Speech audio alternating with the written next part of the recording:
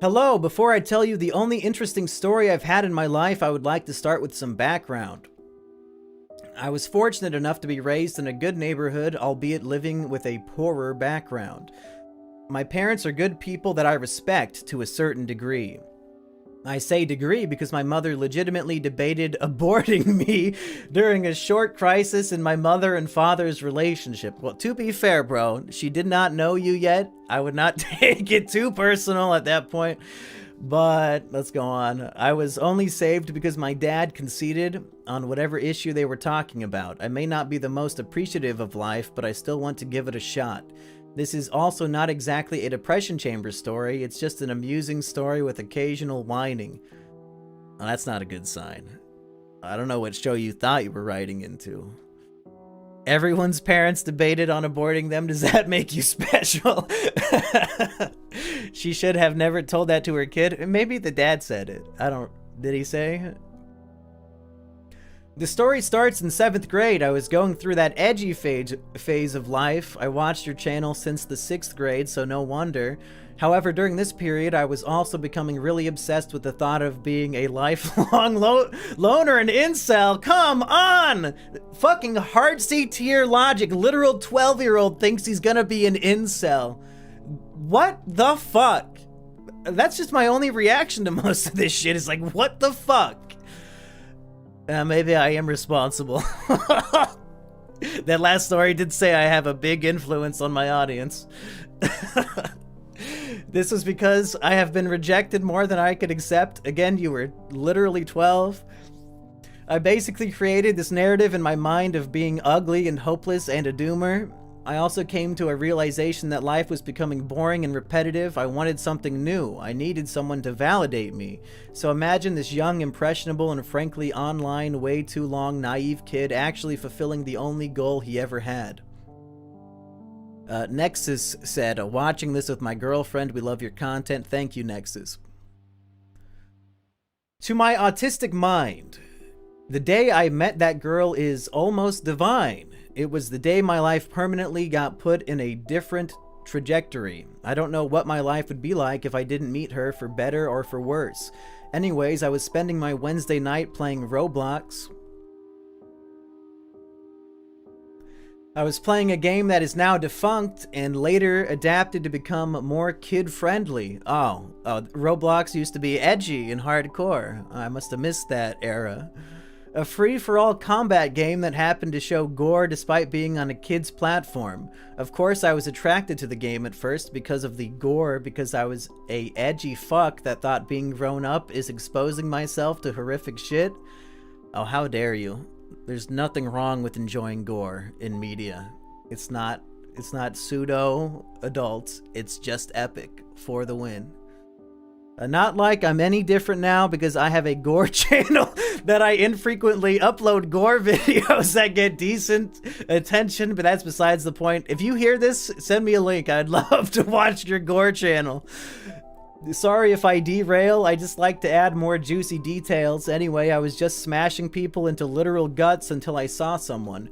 Someone that I just felt attracted to. A weird, unreasonable crush for a literal Lego person in online form. I couldn't get my mind off her and I felt a deeper connection, so I went to her and said, "Want a team?" because it was very innocent and was the only social interaction I could commit successfully. She surprisingly said yes, and we went to town on killing people. I was so ecstatic.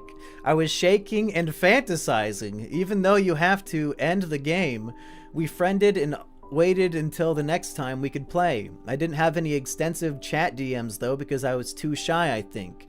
It's hard to remember because it's literally been almost 4 years. Wait, so this person is now 16?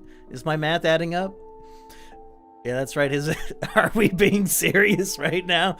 Is Roblox GF one-armed ghoul said hot, hot, hot? These are literal 12-year-olds playing Roblox, my man. Okay. Where did I leave off? However, in a few days, tragedy struck. I was playing in a game with her when some dude joined in and started talking with her, then kissed her. You can kiss in Roblox? I backed away like the little beta I am. He's literally fucking pushing keys on the keyboard to back up. What?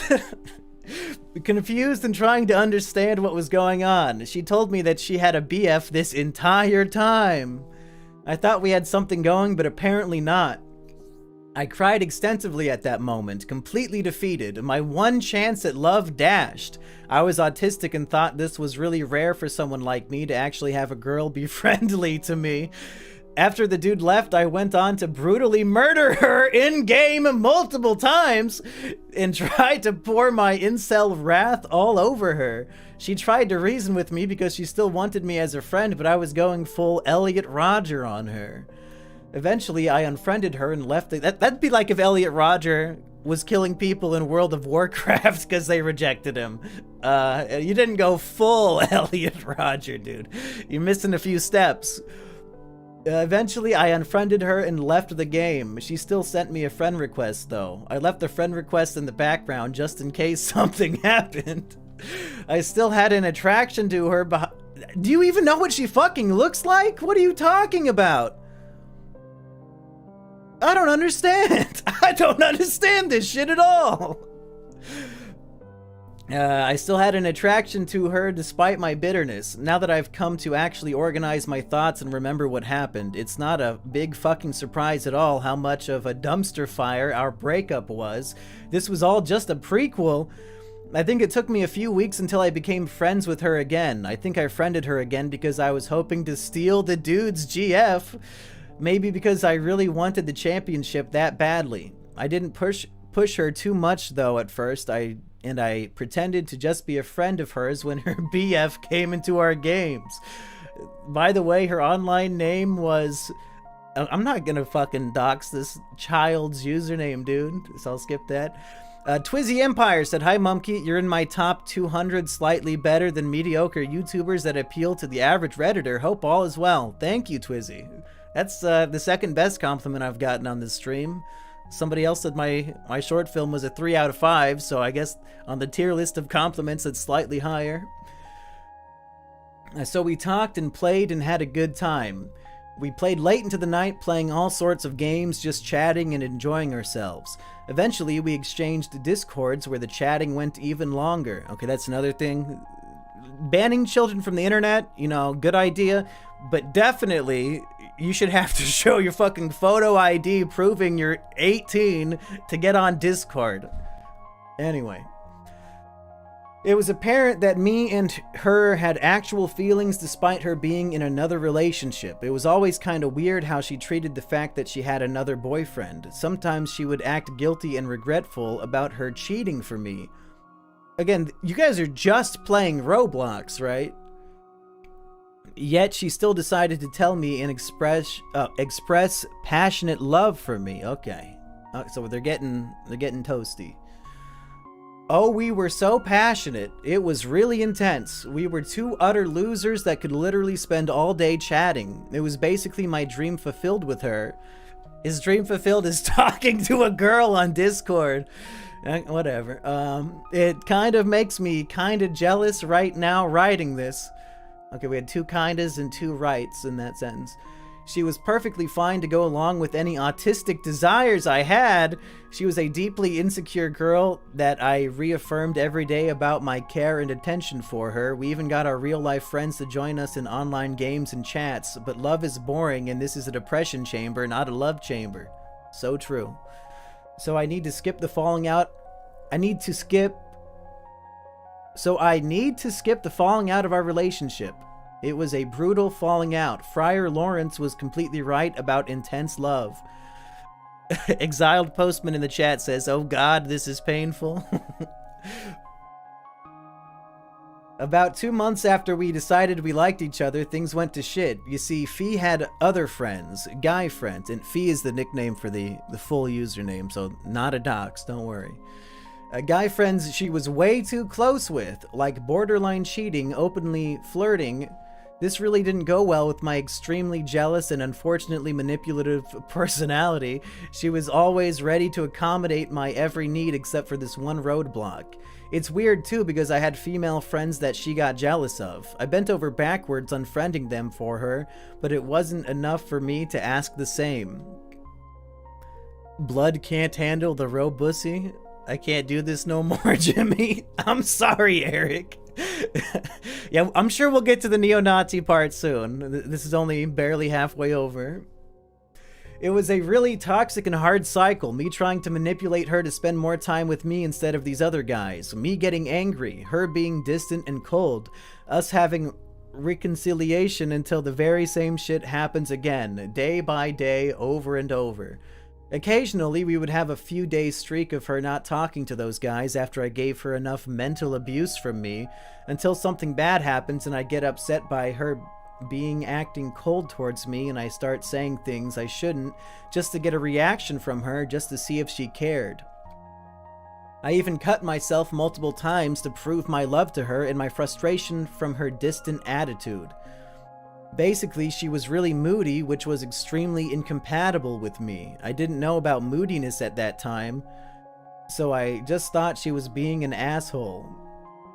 She used to be my reason to wake up in the morning, but now we spend from morning to night arguing and crying. We had periods of breaks of not talking at all. Something completely shocking to my once innocent mind of us just having a good time talking and playing games every day. After 2 months of this shit, we had one last argument of trying to hurt each other as much as possible. I told her to kill herself and unfriended her after saying a few last things to her. This would be a good time to now talk about the whole child Nazi thing I was talking about in the email title. My young teen edginess translated into a particular fascination with Nazi Germany. Hey, shout out Kino Corner in the chat. I would dress up as them. Shout out Kino Corner in the chat. I would talk like them. Shout out Kino Corner in the chat. Total LARP fest. Back when everything in me and Fee's relationship was all good and dandy, I met two people that were wearing World War II German uniforms like me. Where? Where'd you meet these people? Apparently this guy and his co-leader had a group focused on LARPing as the Wehrmacht. I don't fucking speak German.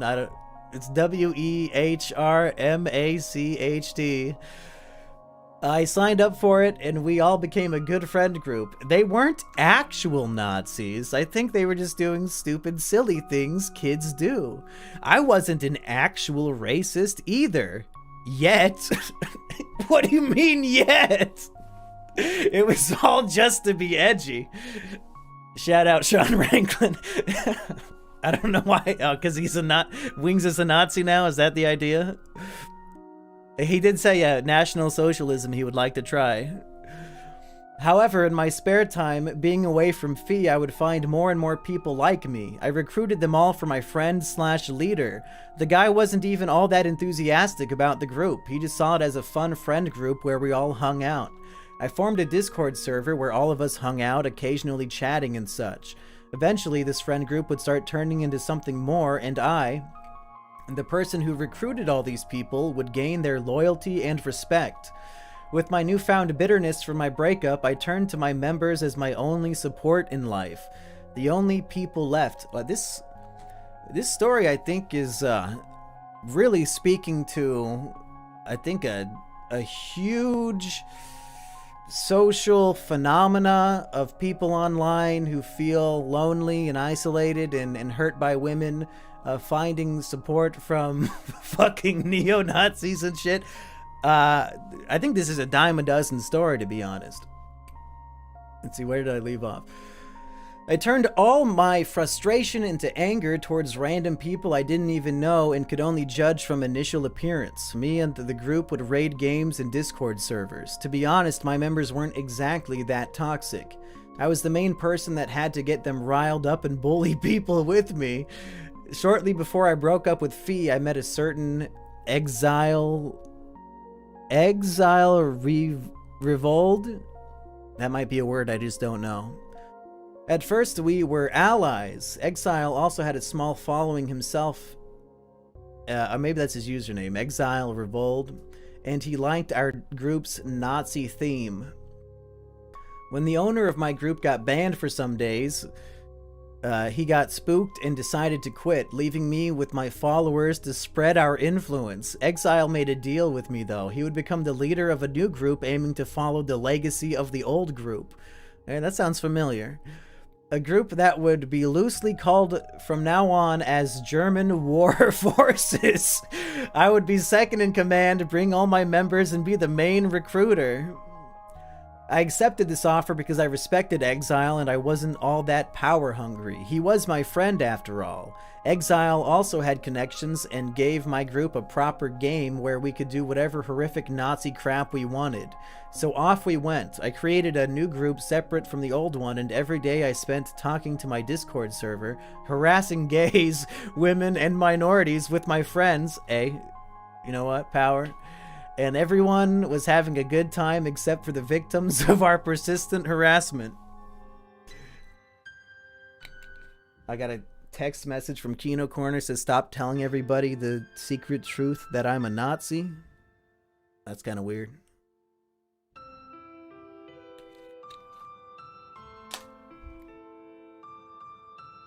We would, on an average, have 15 people show up to our raids and rallies. Our Discord chat was always active, talking about a new game, or to raid, or people we hated. It's important to mention that I'm pretty sure that my members weren't actually my age. Why would Florian do this? A friend of mine has come forth recently telling that basically everyone was lying about their age, including her, in order to seem grown up. So this entire time I was just deleting a bunch of children to harass people instead of people my same age or older. What, does that fucking matter at all? Like, who cares how old they are if you're still just harassing people with your Nazi shit? Some in our group were actual neo-Nazis that had extensive backgrounds in Roblox. Some of them now are actually in the fucking run from the police over hate crimes. Others were just kids looking for friends and fun. Weirdly enough, I didn't actually consider myself a racist until months of being in the group. I was slowly groomed by the older members of my group to the idea. Anyways, it turned out there were a lot of people, there was a following of people in Roblox that LARPed as historical groups for a decade by now. It turns out that these groups shift from different national themes for their groups. Exile was a veteran of this, and all it took was a warning from Roblox over his group. He decided he wanted to LARP as a different historical nation that wasn't against Roblox's rules. I was shocked by this. How could he betray us? So I took a lot of the members away and entered into a schism. Me and Exile were now enemies. We raided each other's Discord servers. We had spies infiltrating the higher-ups to cause chaos, and we had open confrontations of insult matches when we were in games. However, such a young 13-year-old with an unreasonable amount of power meant I was going to fuck up in a serious way eventually. I had a crush on someone in school for a long time. I totally forgot about her after I met Fee. It's silly to say now, but I actually fucking cut myself to get attention from that crush. So after yet another rejection from her, me being a bitter as hell teenager that actually had people willing to do shit for me, meant I had the means to send people to harass her, just like how I did with Fee. I told my friends to be sneaky with their intentions on why they are harassing her, but there was really no way of getting around it. One of my group members went too far. He fucking told her that he would rape her mother and go to her school and kill her. So of course the girl talks about it online and details get mistranslated, and now the entire school thinks I was the one who made those threats. Heartsy says this dude makes me look like a normie. I don't know, Heartsy, you were telling me in private that you had a pretty similar experience, right? Anyway, turns out this girl had a lot of connections. I got punched in the face by one of her dyke friends. Why you gotta put it like that? The morning I mean, he says he's over the racism thing, but I think he might have a little bit of hatred left in his heart. The morning I walked to school after I sent all those people to harass her, I almost got mobbed by her friends circling around me. This is why I have a fear of mobs and get nervous about even hearing about them. All my school friends abandoned me, and all my bullies, although it was really just one bully who really had it out for me, used this to isolate me more. I did have bullies at the time, but they aren't that important to the story. This is why I will never have respect for my fellow classmates. Even people who barely knew what was going on were ready to dump on me. Heartsy says that is not true. Baseless accusations. I mean, I'll post the Discord chat. You basically... this story might have been written by you, Heartsy. It sounds very familiar. It was a very traumatic experience, and I still hold grudges towards some of the people who betrayed me the most. In retrospect, though, I got what was gonna happen if I sent borderline racist children to harass a girl just for rejecting me. Turns out that I am a lucky son of a bitch because 2 days after I got socially outcast, quarantine started and school ended early until they could set up online school. I didn't hold it against the guy who got me in this trouble by sending those threats to my crush. Later on, though, we did a mass execution of him before a ban of him when we found out he was Asian. This typical Asian neo-Nazis threatening to rape women. It's kinda weird. I started enforcing a whites-only policy in my group despite me being half fucking white, half Mongolian. Like I said, it's a tale as old as time. Who teams up with the Nazis? The fucking Japanese. The Asian people. What do they have against the rest of us? I don't know. I never really told anyone about that huge detail and denied it when someone I told would bring it up. So life continued with my ragtag band of racists. However, throughout this entire time, I was only keeping myself distracted. Every day, I still thought about Fee. You don't talk to someone every waking second of your life for months without growing a connection. A connection violently curb-stomped, gagged, and beaten to death. In reality, I was only so hateful towards people because I just needed someone to unleash my frustration on. I really hurt my ex because I sent out people to harass her to get a misplaced sense of revenge. It really affected her how I spreaded information and photos of her, and I humiliated her in group chats. But even after everything, we still had a love for each other. After weeks of being apart, we actually got back together again!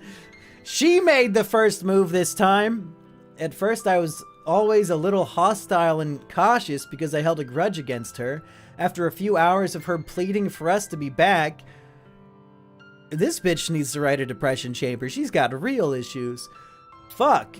I accepted and left my group in the hands of a trusted senior member so I could spend as much time trying to rebuild my connection with Fee. To add to this, she actually broke up with her boyfriend so we could just be together. What the fuck? Of course, though, a relationship that literally ended with a plea to suicide wasn't meant to be. Half a month later, we separated again. I took control of my group again after much begging from the person I put in charge and continued to ignore my depression so I can replace it with hurting others instead. Eventually, these groups fizzle out, though.